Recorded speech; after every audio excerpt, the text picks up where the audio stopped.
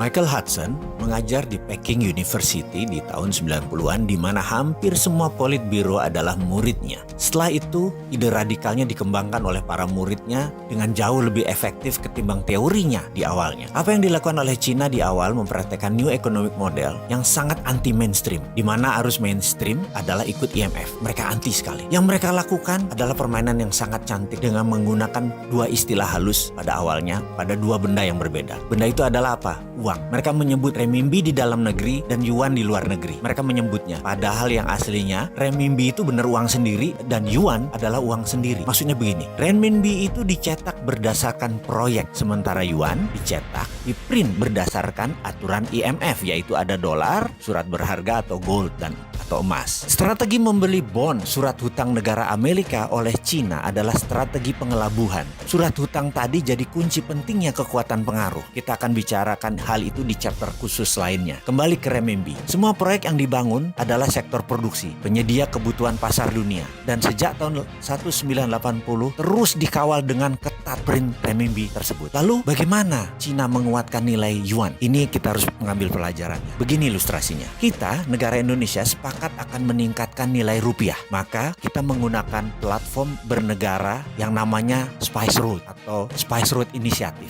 Ini hanya contoh, sekali lagi, ngapunten loh ya, hanya supaya bisa mengerti aja. Inisiatif jalur rempah tadi punya strategi yang sama, yaitu punya rupiah biru yang dicetak berdasarkan proyek, sementara kita mempunyai rupiah merah yang berdasarkan aturan IMF. Lalu kita mencari proyek, kita kirimlah kaum lobis ke berbagai negara tetangga kita terutama, misalnya ke Papua Nugini. Di sana kita cari calon pemimpin baru dan kita harus mempunyai kaki dalam tanda petik di sekitar pemimpin baru tersebut. Kemudian ketika Perdana Menteri baru Papua Nugini tersebut dilantik, maka sarankan dia untuk membuat proyek yang banyak dan kalau bisa jangka panjang, seperti jalan tol, pelabuhan, bandara, buat dam, pengairan, juga power energy atau power plant untuk listrik. Kita akan biayai proyek mereka tersebut 100%. Katakanlah kita dapat proyek $100 billion dari Papua Nugini. Lalu rupiah biru dicetak berdasarkan proyek Papua Nugini tersebut. Semuanya 100% kita berikan pekerjaan tersebut ke pabrik di Indonesia. Teknologi Indonesia, uang Indonesia, dan bahkan mengerjakannya harus 100% orang Indonesia di Papua Nugini. Begitu proyek itu jadi, kita tinggalkan mereka dan mereka mulai menyicil dolarnya ke kita. Setiap dolar masuk, maka rupiah biru senilai yang sama dulu mulai dibakar. Ini untuk menjaga inflasi. Dengan demikian, rupiah merah akan menguat cadangan dolarnya sehingga naiklah nilai mata uang rupiah. Lakukan itu di banyak negara. Kalau perlu 70 negara lain kita lakukan. Di Amerika Latin, di Timur Tengah, di Afrika kita lakukan. Sekali lagi, tentunya 10 tahun pertama sebelum kita ke luar negeri, ke Papua Nugini, kita harus membangun kekuatan dalam negeri dulu. Maka kita bangun gede-gedean pabrik di dalam negeri. Itulah ilustrasi apa yang dikerjakan Cina untuk yuannya. Dan saat ini setelah 40 tahun mereka mulai menyesuaikan renminbi ke yuan. Sekarang udah hampir sama. Dan sekarang renminbi yang yuan adalah 1:1.